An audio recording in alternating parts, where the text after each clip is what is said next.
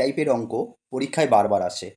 এই অঙ্কে বলা হয়েছে দুটি সংখ্যা এক্স ও ওয়াই, যদি এক্স সংখ্যাটিকে 15% বৃদ্ধি, আচ্ছা এক্স সংখ্যাটাকে 15% বৃদ্ধি মানে কত, 115/100, ওকে, এবং ওয়াইকে 10% হ্রাস, ওয়াইকে কত পার্সেন্ট হ্রাস, 10%, মানে 100 থেকে 10 কমালে কত হয়, 90, 90/100, ওকে, হ্রাস করানো হয়, তবে সংখ্যা দুটি সমান হয়। তাহলে এই সংখ্যা দুটি কি, সমান।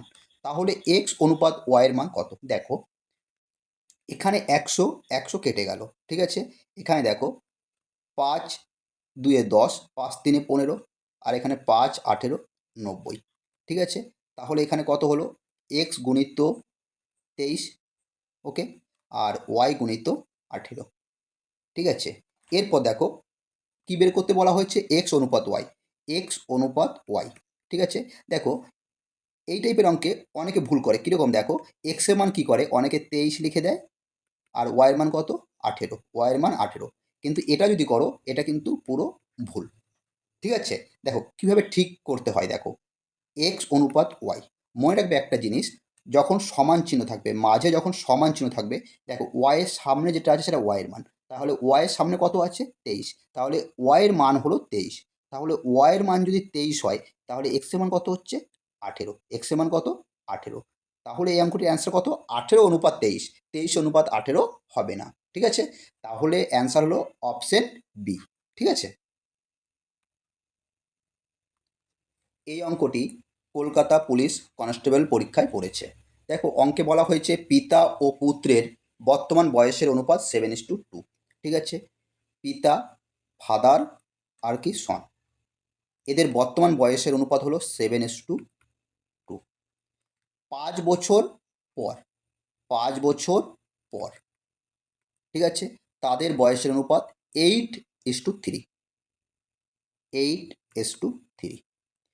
পিতার বর্তমান বয়স কত, দেখো এই টাইপের অঙ্ক করার জন্যে প্রথমে দেখবে এই ডিফারেন্সগুলো সমান আছে নাকি, দেখবে এটা, দেখো এখানে কত আছে ডিফারেন্স, 5, এখানেও ডিফারেন্স কত আছে, 5, যদি সমান থাকে তাহলে কোনো অসুবিধা নেই, কিন্তু সমান যদি না থাকে এই টাইপের অঙ্ক সমান করতে হয়। যাই হোক এখানে সমান আছে, তাহলে কীভাবে করতে হয় দেখো, সমান যদি থাকে তাহলে 2 থেকে 3 হয়েছে মানে কত বেড়েছে, 1, কিন্তু অঙ্কে কত বেড়েছে, 5, তাহলে বলতে পারি 1 সমান এই 5। এরপর দেখো বলেছে পিতার বর্তমান বয়স, পিতার বর্তমান বয়স কত,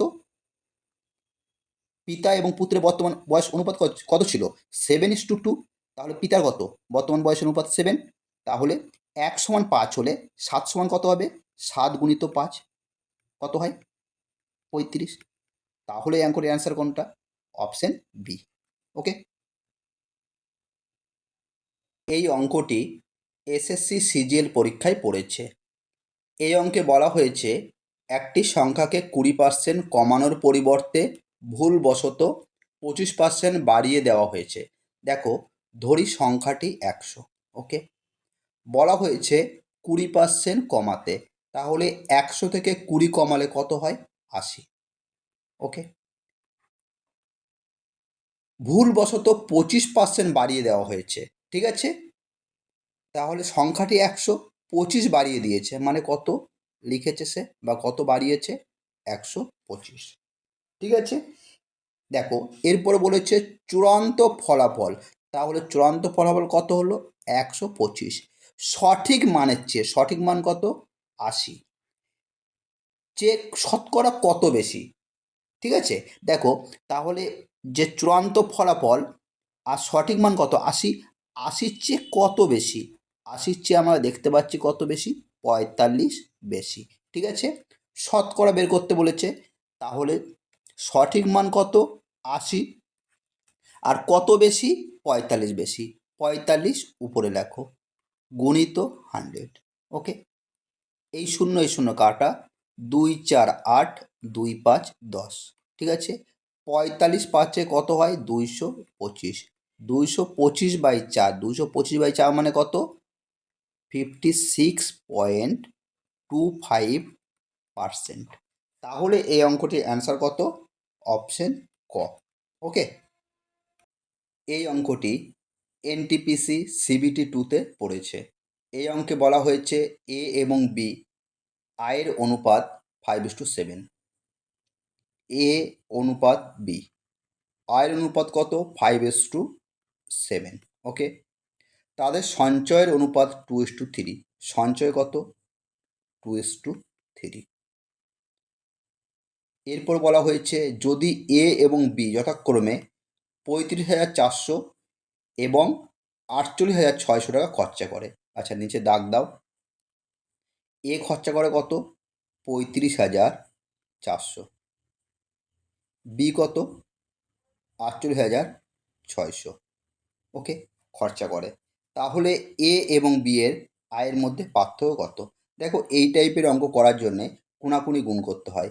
যেরকম 5×3 কত হয়? 15, আর 2 সাথে কত হয়? 14। তাহলে 15 থেকে 14 বাদ দিলে কত থাকে? 1। ঠিক আছে, এরপর দেখো, এই 2-এর সাথে 48,600 গুণ করবে। কত গুণ করলে কত হয়? 2-এর সাথে 48,600 গুণ করলে হয় হলো 10, 62, 2 শূন্য। ঠিক আছে, গুণ করে দেখবে। এবং 3-এর সাথে এটা গুণ করবে। 3-এর সাথে 35,400 গুণ করলে কত হয়? 9, 7, 2, 0, 0। ঠিক আছে, এদের মাইনাস করবে। মাইনাস করলে কত হয়? মাইনাস করলে হয় 9,000। কত হয়? 9,000। তাহলে 1 সমান এই 9,000। ওকে, তাহলে আমরা কি করলাম? 5-এর সাথে 3 গুণ করলাম, 4-এর সাথে এই 7-এর সঙ্গে 2 গুণ করলাম, গুণ করে যেটা হলো বিয়োগ করলাম, বিয়োগ করে 1 হলো, বিয়োগ করে 1 হলো। আর 2-এর সাথে 48,600 গুণ করলাম, আর 3-এর সঙ্গে 35,400 গুণ করলাম, যেটা হলো বিয়োগ করলাম, 9,000 হলো। 1 সমান 9,000। ঠিক আছে, বের করতে কি বলা হয়েছে? এ এবং বি এর আয়ের পার্থক্য। দেখো, এটা আয় ছিল 5:7, এটা কি আয়? আয় কত? 5:7। তাহলে বলেছে এদের পার্থক্য। এদের পার্থক্য কত? 2। তাহলে 1 সমান যদি 9,000 হয়, তাহলে 2 সমান কত হবে? 2 9 18,000। তাহলে এই অঙ্কটির অ্যান্সার কোনটা হচ্ছে? অপশন ঘ। ঠিক আছে, চক্রবৃদ্ধি সুদের এই টাইপের অঙ্ক পরীক্ষায় বারবার আসে। অঙ্কে বলা হয়েছে কোনো আসল চক্রবৃদ্ধি সুদের হারে 5 বছরে দ্বিগুণ হয়, কত বছরে ওই পরিমাণ আসল 16 গুণ হবে? দেখো, আমি একটি সঠিক শিখিয়ে দিচ্ছি। একদিকে লেখো বছর, ওকে, একদিকে লেখো বছর, ওকে, আর একদিকে লেখো গুণ। ওকে, দেখো, 5 বছরে কয় গুণ? 2 গুণ।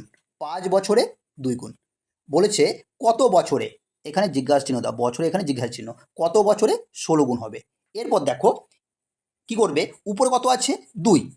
উপরে কত আছে? 2। 2-এর পাওয়ার এমন সংখ্যা নাও, 2-এর পাওয়ার এমন সংখ্যা নাও 16 হয়। ঠিক আছে, এটাই সঠিক। 2-এর পাওয়ার এমন সংখ্যা নাও। আমি যদি 2-এর পাওয়ার 4 নিই, ঠিক আছে, কত হয়? 16, তাই না? 16 হয়। এরপর যে পাওয়ার যে সংখ্যা নেবে, এই পাওয়ারের সেই সংখ্যার সঙ্গে বছরে যে সংখ্যা থাকবে সেটা গুণ করে দাও। 4 5 কত হয়? 20। তাহলে এই অঙ্কটির অ্যান্সার কত হবে? অপশান ডি, 20 বছর। ওকে, আবার বলছি, প্রথমে এখানে যেই সংখ্যাই থাকুক আর উপরে যে সংখ্যা থাকবে, এই সংখ্যার উপরে যে সংখ্যা থাকবে তার পাওয়ার এমন সংখ্যা দাও, এমন সংখ্যা নেবে যাতে নিচের সংখ্যাটা হয়। তাহলে 2-এর পাওয়ার 4 নিলে 16 হয়। এবং এবং কী করবে, এই 4 যেটা হবে তার সাথে বছরে যে সংখ্যা থাকবে সেটা গুণ করে দাও। তাহলে কত হলো? 4 5 20। তাহলে এই অঙ্কটির অ্যান্সার কত? 20 বছর। ওকে।